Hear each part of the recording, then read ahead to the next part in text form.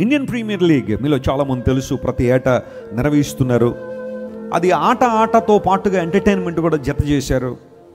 రకరకాల ఫ్రాంచైజర్స్ వచ్చారు, టీములు కొనుక్కున్నారు. ఒక్కొక్కడికి కోట్లు ఇచ్చించి ఆ డబ్బులు పెట్టి కొనుక్కుని టీంలు ఫామ్ చేసి ఆడుతున్నారు. ఒక్క గేమ్ జరుగుతుందంటే దాని వెనకాల ఎన్నో రకాలైన బిజినెస్లు జరుగుతూ ఉన్నాయి. యాడ్ ఏజెన్సీస్ దగ్గర నుంచి, అడ్వర్టైజ్మెంట్ కంపెనీస్ దగ్గర నుంచి, పెద్ద పెద్ద సెలబ్రిటీలు ఆ క్రికెట్ చూడడానికి రావడం దగ్గర నుంచి, ఏవియేషన్ ఇండస్ట్రీ దగ్గర నుండి ఆల్మోస్ట్ అన్ని ఇండస్ట్రీలకి బిజినెస్ ఇస్తూ ఉన్నారు. అంతా బాగానే ఉంది. కానీ మొన్న ఈ మధ్యన ఐపీఎల్లో బెంగళూరు వారు గెలిచిన తర్వాత ఆకస్మికంగా, మరి పెద్దగా అడ్వర్టైజ్మెంట్ చేసారో లేదో కూడా నాకు తెలియదు, కానీ ఆ విజయోత్సవ సభ బెంగళూరులో ఏర్పాటు చేశారు. ఎందుకంటే మ్యాచ్ జరిగింది ఎక్కడ, గుజరాత్లో జరిగింది. చాలామంది వెళ్ళలేకపోయారు. సరే, వాళ్ళు కప్పు గెలిచిన తర్వాత ఒకసారి ఆ కప్పు అందరికీ చూపిద్దామని ఆలోచనలో బెంగళూరులో ఆ విజయోత్సవ సభ పెట్టగానే 35,000 మంది పట్టే ఆ స్టేడియానికి సుమారుగా 3 లక్షల మంది వచ్చేసారు. చిన్నపిల్లల్ని తీసుకుని వచ్చారు. కొంతమంది చిన్నపిల్లల్ని, టికెట్లు దొరికితే లేదు తెలియదు, లోపలికి వెళ్ళగలరో లేదో కూడా తెలియదు.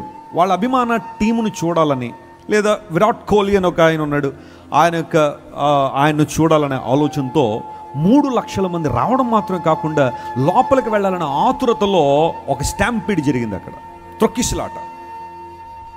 11 మంది చనిపోయారని న్యూస్లో వచ్చింది. కానీ నేను అనఫీషియల్గా అక్కడున్న అకౌంట్, నా అభిప్రాయం అయితే కాదు, అనఫీషియల్గా ఇంకా చాలామంది చనిపోయారని, 11 మంది మాత్రమే చనిపోయారని న్యూస్లోకి వచ్చింది. ఎప్పటికీ చాలామంది హాస్పిటల్లో ఉన్నారు. ఏంటంటే ఒక ఎంటర్టైన్మెంట్ చాలామంది జీవితాల్లో విషాదాన్ని మిగిల్చింది. చాలా ఉన్నతమైన చదువులు చదివిన వాళ్ళు ఆ కాళ్ళ క్రింద నలిపి చచ్చిపోయారు. యవనస్తులు చాలామంది చనిపోయారు. ఆ తల్లులు ఆ శవాల మీద పడి ఏడుస్తూ ఉంటే ఎవరు వారిని ఆదరించారు? 25 లక్షలు 10 లక్షల్లో ఎక్స్గ్రేషియా ప్రకటించారు. ఒక తల్లి అడిగింది, 25 లక్షలు ఇస్తానన్నారు నా కొడుకు మృతదేహం కోసం, నేను ₹1 కోటి ఇస్తాను, మరలా నా కొడుకుని తీసుకురాగలరా అడిగింది ఒక తల్లి. ₹1 కోటి కదా, 100 కోట్లు ఇచ్చినా తీసుకురాగలరా? ఎంటర్టైన్మెంట్ సెంటర్స్ ఈ రోజున మనిషి ప్రాణాలు కబలించే సెంటర్లుగా మారిపోయాయి. వినోదాలు చాలా విషాదాలుగా మారిపోతున్నాయి. లోకసభ విషయాల్లో మనిషి ఆనందించాలన్న ఆలోచన. క్రికెట్ చూడడం తప్పు నేను అంటలేదు, కానీ ఏదైనా సరే హద్దులు దాటేసింది అంటే, ఎక్స్ట్రీమ్కి వెళ్ళిపోయారంటే అది ఇబ్బందులు పాలవుతుంది. కొంతమంది క్రికెట్ మ్యాచ్ ఎక్కడో ఆడతారు, ఎవడో గెలుస్తాడు, వీడింట్లో వాళ్ళు ఓడిపోయారంటే టీవీలో కొట్టేస్తాడు, టీవీ బద్దలు కొట్టేస్తాడు. ఇప్పుడు వాళ్ళు ఎవరైనా వచ్చి, బాబు మా కోసం టీవీ బద్దలు కొట్టేసేవారు ఆయన, ₹80,000 టీవీ, ఇదిగో డబ్బులు ఇస్తారని వాళ్ళు. మళ్ళీ నువ్వే కదా ఈఎంఐలు కట్టుకుని, మళ్ళీ అవి కట్టుకుని, ఇటు పరిగెత్తి మళ్ళీ టీవీ కొనుక్కోవాలి.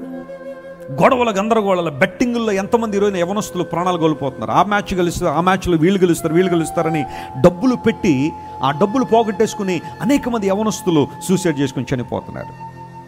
There is a severe depression among young people today because they are running after entertainment. లోక సంబంధమైన వినోదాల్లో చాలామంది పరుగులెత్తి ప్రాణాలు కోల్పోతున్న వారు చాలామంది ఉన్నారు. ఎక్కడ నీ ఆనందం? వేటిలోని ఆనందం? బైబిల్ సెలవిస్తూ ఉంది, ప్రభువునందు ఆనందించండి, మరలా చెప్పుదును ఆనందించండి. ఎన్నిసార్లైనా చెబుతానో మీరు ప్రభువులో ఏం చేయండి?